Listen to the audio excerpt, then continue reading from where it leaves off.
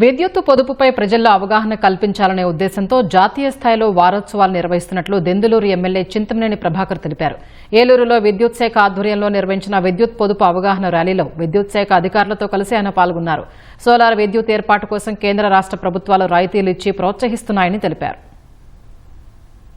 ఇంధన పొదుపు పరిరక్షణలో భాగంగా 1 వీక్ దీని మీద ప్రజల్లో అవగాహన కల్పించడం కోసం విద్యుత్ శాఖ ఎస్సీ గారి అధ్యక్షతన అందరూ చిన్న స్థాయి నుంచి పెద్ద స్థాయి వరకు ఎస్సీ స్థాయి వరకు ఉన్నటువంటి విద్యుత్ ఉద్యోగులందరూ కూడా దీనిలో పాల్గొని ప్రజల్లో అవేర్నెస్ ని తీసుకుని వచ్చి ఏ విధంగా విద్యుత్తుని పొదుపు చేయాలి, ఇది భావితరాలకి దీని ఆవశ్యకత ఏ విధంగా ఉంది, మరి ఈ రోజు సోలార్ ని ఏ విధంగా రాష్ట్ర కేంద్ర ప్రభుత్వాలు ప్రోత్సహిస్తా ఉన్నాయి, ప్రతి ఇంటి మీద కూడా సోలార్ ఈ జిల్లాలో పెట్టించాలని, తప్పనిసరిగా విద్యుత్ యొక్క వాడకంలో గాని పొదుపులో గాని వినియోగంలో గాని నాణ్యతా ప్రమాణాలు పాటించి పొదుపు చేయాలని చెప్పి కోరుకుంటాం.